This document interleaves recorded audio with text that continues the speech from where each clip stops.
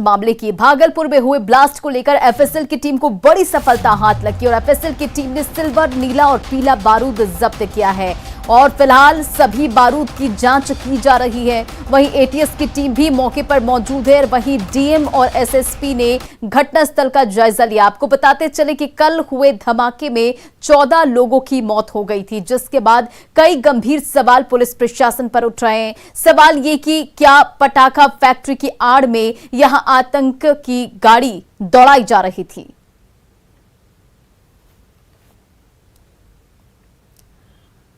वहीं भागलपुर में ब्लास्ट मामले का एक और सीसीटीवी फुटेज सामने आया, जिसमें आप देख पाएंगे कि किस तरह से धमाका हुआ। तस्वीरें आपके सामने इस वीडियो में आप देख सकते हैं कि धमाके इतने जोरदार थे कि इससे पूरा इलाका थर्रा उठा है। तो भागलपुर ब्लास्ट मामले में एक और ये सीसीटीवी फुटेज सामने आया, जिसमें आप देख सकते हैं कि धमाका काफी तेज था, जिससे पूरे इलाके में जोरदार आवाज आई।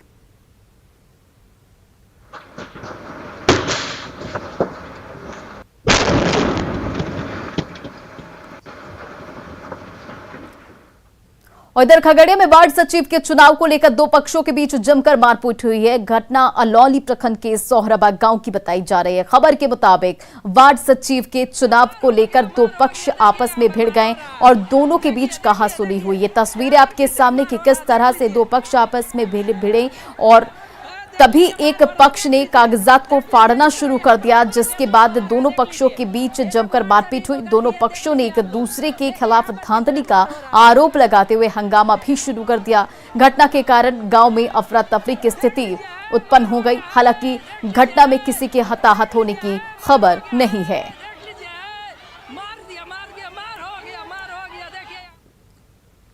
होली को लेकर बिहार आने वाले और बिहार से बाहर जाने वाले यात्रियों की मुसीबत बढ़ गई है। तमाम ट्रेनों में सीटें फुल हैं, जिसके कारण लोगों को रिजर्वेशन काउंटर से खाली हाथ लौटना पड़ रहा है। टिकट नहीं मिलने के कारण लोगों में निराशा है। पटना जंक्शन पर यात्रियों के परेशानियों का जायजा लिया हमारे सहयोगी रवि एस नारायण ने। होली में दूसरे राज्यों से बिहार पहुंचने वाले लोगों की मुश्किलें जो हैं वो बढ़ गई है और इसका मुख्य वजह है कि तमाम ट्रेनों में जो सीटें हैं वो लगभग फुल है। और आपको बता दें कि पटना के रिजर्वेशन काउंटर पर हम हैं और आपको बता दें कि यहाँ पे तमाम जो लोग हैं वो या तो जाने वाले या फिर जो परिवार के लिए जो बाहर से दिल्ली और तमाम जगहों से जो होली में घर वापस आना चाहते हैं, उनके लिए टिकट जब लेने के लिए जा रहे हैं तो पता चल रहा है कि तमाम ट्रेनों में जो है वो नो रूम बताया जा रहा है। एक ही सहारा बचा है लोगों का, वह है कि तत्काल, और तत्काल में भी अगर जगह नहीं मिल पाए तो फिर मुश्किलें जो हैं और बढ़ जाएंगी। यहाँ पे जो और लोग हैं उनसे जानते हैं, क्या वो टिकट मिली? नहीं मिला।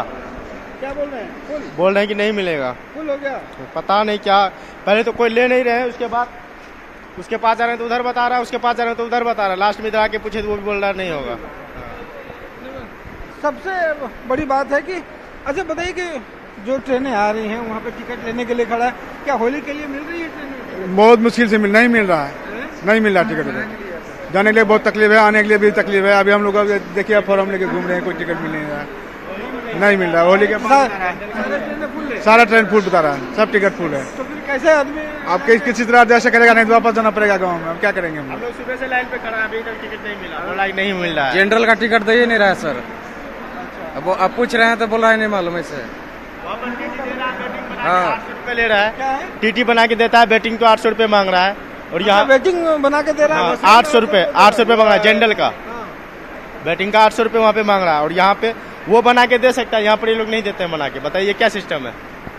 देखिए, ये जो मुश्किलें हैं वो लोगों के सामने आप देख रहे हैं कि तमाम लोग आ रहे हैं रिजर्वेशन के लिए, लेकिन वापस खाली हाथ लौटना पड़ रहा है, क्योंकि होली के समय में तमाम ट्रेनें जो हैं वो फुल हैं और ये लोगों के लिए मुसीबत का कारण बना है।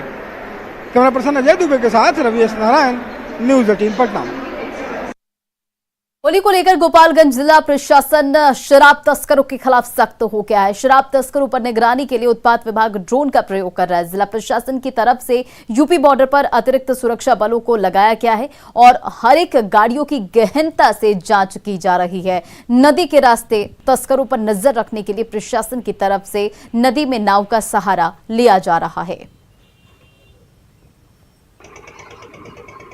भी अपना बनाए हुए हैं जो हर अंचल में अपना छापेमारी का काम कर रही है। इसके अलावा इस बार विभाग के द्वारा ड्रोन दिया गया है, तो सुदूरवर्ती क्षेत्रों में हम लोग जो है ड्रोन की भी सहायता ले रहे हैं और उससे भी पता करके और वहाँ छापामारी किया जा रहा है, अड्डों को नष्ट किया जा रहा है। इसके अलावा हम लोग नाव से भी नदी गश्ती भी कर रहे हैं। दिल्ली जैसे मेट्रो शहर में जहां इलेक्ट्रिक बस की शुरुआत अब 2022 में हो रही है, वहीं बिहार में इलेक्ट्रिक बसों का सफर 1 साल पूरा कर रहा है। इलेक्ट्रिक बसों की सुविधाएं और खासियत ने इसे सबसे पसंदीदा बना दिया है। हमारे संवाददाता रवि एस नारायण ने पटना के राजगीर जाने वाली बस में सफर किया और इसकी खूबियों को जाना। देखिए ये रिपोर्ट। अभी हम इलेक्ट्रिक बस से राजगीर के सफर पे हैं और यहाँ से ये बस जो है वो राजगीर के लिए निकली है। लेकिन आपको बताते हैं कि इलेक्ट्रिक बसें जो है उसको 1 साल के सफर में क्या ऐसी खास बात है जो लोगों को बेहद पसंद आ रही है। सबसे बड़ी बात है कि अब अगर इलेक्ट्रिक बस में अब सफर करते हैं तो ये पूरी तरह से साउंडलेस है। यहाँ पे आम बसों में जितना शोर होता है वो यहाँ पे दिखाई नहीं पड़ता। और दूसरी सबसे अच्छी जो बात इसमें दिखाई पड़ रही है वो ये है कि बड़ा कंफर्टेबल है। जो लोग यहाँ पे सफर कर रहे हैं तमाम यात्री, काफ़ी हम लोग यात्रियों से भी बात करेंगे कि आखिर उन्हें इलेक्ट्रिक बसें क्यों ज़्यादा पसंद आ रही है। लेकिन उसकी अगर खासियत की अगर बात करें तो देखिए अब वहाँ पे एक फर्स्ट एड बॉक्स आपको दिखाई पड़ेगा, जहाँ पे किसी भी ढंग से अगर किसी की फर्स्ट एड की ज़रूरत है तो वो आपको यहाँ पे मिलता है। पूरी तरह से यहाँ पे सेंट्रलाइज एसी है जो लोगों को बहुत राहत देती है। जो यात्री हैं सर, कहाँ आप जा रहे हैं? राजगीर जा रहे हैं सर, घूमने के लिए। हाँ घूमने जा रहे हैं। ये इलेक्ट्रिक बस का सफर बहुत अच्छा है, आरामदायक है। हाँ। आरामदायक है, सब सुविधा है इसमें। सब सुविधा है। हाँ, सीसीटीवी कैमरा है, फर्स्ट एड बॉक्स है, पैनिक बटन है। जो अरविंद केजरीवाल दिल्ली में कर रहा है ना, वो सब यहाँ पर नीतीश कुमार जी कर रहे हैं। बहुत अच्छी बात है। ये अच्छा लग रहा है क्योंकि नीतीश कुमार का एक अच्छा पहल है, इसलिए कि हम लोग 10 साल पहले भी यहाँ ये सफर करते थे तो एक बिहार शरीफ जाने में 4 घंटा 5 घंटा लगता था और एक चेंज रेवोल्यूशन आ रहा है। इस तरह का बसेस अच्छे लग रहे हैं, कम समय में लोग एक जगह से दूसरी जगह पहुंच रहे हैं, तो ये एक मतलब प्राउड मोमेंट है। ये तमाम सुविधाएं बताती हैं कि इलेक्ट्रिक बसें जो हैं वो लोगों को क्यों भा रहा है और यहाँ से लोग राजगीर हो तमाम शहरों में जाना चाहते हैं तो पहली पसंद जो है वो इलेक्ट्रिक बसें बन गई है। हम आपको दिखाएंगे कि जब इनका सफर राजगीर तक पूरा होता है तो ये कैसा सफर रहता है, ये भी हम आपको दिखाते हैं। कैमरा पर्सन अजय दुबे के साथ Ravi S Narayan, news 18 Patna. Katihar junction के उत्तरी छोर पर 10 करोड़ की लागत से नया ट्रेन वॉशिंग पीट तैयार किया जा रहा है और कटिहार डिवीजन में ट्रेनों की बढ़ती संख्या के मद्देनजर ट्रेनों की साफ सफाई को और मेंटेनेंस के लिए इसका निर्माण किया जा रहा है। जानकारी दे रहे हैं सुब्रत गुहा।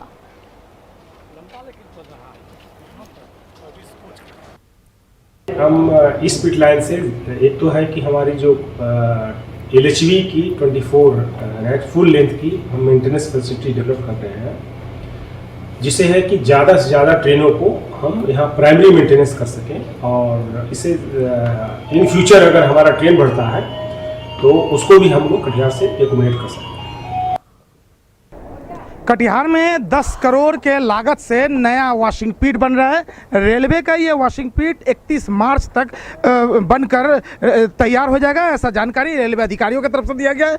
इससे पहले भी एक वॉशिंग पीट हुआ करता था, लेकिन लगातार ट्रेनों की बढ़ती संख्या और कटिहार रेल मंडल में जो ट्रेन है उसकी संख्या और बढ़ाए जाने की सूचना को लेकर ये तैयारी किया जा रहा है। निश्चित तौर पर यह बेहद जरूरी है क्योंकि गाड़ियों की जो धुलाई होता था इससे पहले इसके लिए बाहर भेजना पड़ता था। अब जो समय की भी बचत होगी और साथ में रेलवे जो साफ सफाई का मुहिम चला है उसमें भी बहुत हद तक राहत मिलेगा। सुब्रत, न्यूज़ 18 कटिहार। शिवहर जिले को पूर्वी चंपारण से जोड़ने वाली सड़क की स्थिति बेहद ही खराब है, जिसके कारण लोगों को यात्रा के दौरान काफी परेशानियों का सामना करना पड़ता है और बाढ़ के दिनों में बागमती नदी का पानी सड़क पर आ जाता है, जिसके कारण सड़क पर लोगों का आवागमन पूरी तरह से ठप हो जाता है। वहां के हालात का जायजा लिया हमारे सहयोगी राकेश रंजन ने। मैं इस वक्त मौजूद हूँ शिवहर जिले के पिपरारी प्रखंड के बेलवा गांव में, और बेलवा गांव को जो शिवहर जिला है उसको मोतिहारी से जोड़ने वाली बेलवा गांव से होकर यह सड़क गुजरती है। और एसएच 54 मतलब स्टेट हाईवे 54 इस सड़क का नाम है। और इस सड़क तकरीबन 3 किलोमीटर तक काफी खराब स्थिति में है, और प्रत्येक साल बाढ़ के दौरान यह सड़क पूरी तरीके से जलमग्न हो जाता है। और शिवहर को जो मोतिहारी से जोड़ने वाली सड़क है, इस पर आवागमन पूरी तरीके से ठप हो जाता है। तो आप तस्वीर देख सकते हैं सड़क की क्या स्थिति है। 3 किलोमीटर की दूरी में यह सड़क पूरी तरीके से बर्बाद है। किसी तरीके से इस पर लोग अपनी यात्रा पूरी करते हैं, और पिछले लंबे अरसे से लोगों का यह डिमांड है कि 3 किलोमीटर की दूरी में जो सड़क की खराब स्थिति है उसको बेहतर किया जाए, ताकि प्रत्येक साल जो बाढ़ के दौरान सड़क पर आवागमन अवरुद्ध हो जाता है वह नहीं हो सके। लेकिन यह हो नहीं पा रहा है, और तस्वीर साफ बयान कर रहा है कि सड़क पर कितनी परेशानी के साथ लोग अपनी यात्रा पूरी कर रहे हैं। हमारे साथ कुछ लोग हैं, उनसे बात करते हैं। बताइए कितनी परेशानी होती है बाढ़ के दौरान? परेशानी तो इतना ही होता है कि खाना में 100 ग्राम बालू मिट्टी जरूर खाने को पड़ता है, और रात में सोने के समय भी सांस में धूले कन जाता है। इससे ज्यादा क्या कर, लालू यादव के सरकार से लेकर नीतीश बाबू के सरकार तक इंतजार करते रह गए, यह सपना साकार नहीं हुआ। बाढ़ के दौरान क्या स्थिति रहती है? बाढ़ के दौरान तो शिवहर और मोतिहारी का जो जहाँ है वहीं पर अस्थिर हो जाता है। बाजार जाना भी मुश्किल हो जाता है, चंपारण में जाना मुश्किल हो जाता है। बिल्कुल नाव का सारा ओवर पानी होने से नाव भी बंद हो जाता है। आप बताइए सर, क्या कहना है? हमारे कहना है जो यहाँ सड़क तो बहुत जरूरी है।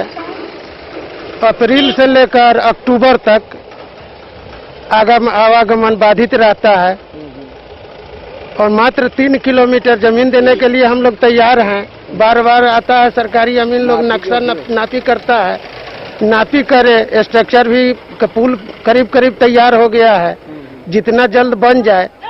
यहाँ सांस अगर इस प्रकार की स्थिति रही तो अस्थमा रोग से ग्रसित हमारे यहाँ 75% लोग हो जाएंगे, जो लोग अप्रोच बांध के किनारे बसे हुए हैं। तो आप देख सकते हैं सड़क की बदहाली को लेकर आम लोग काफी परेशान है। और सबसे बड़ी बात है कि प्रत्येक दिन लाखों की आबादी इस सड़क होकर ही शिवहर से मोतिहारी तक जाने का काम करते हैं। लेकिन सड़क की बदहाली को लेकर लोगों में आक्रोश है, और सरकार से लगातार इस सड़क की बेहतरी की मांग कर रहे हैं।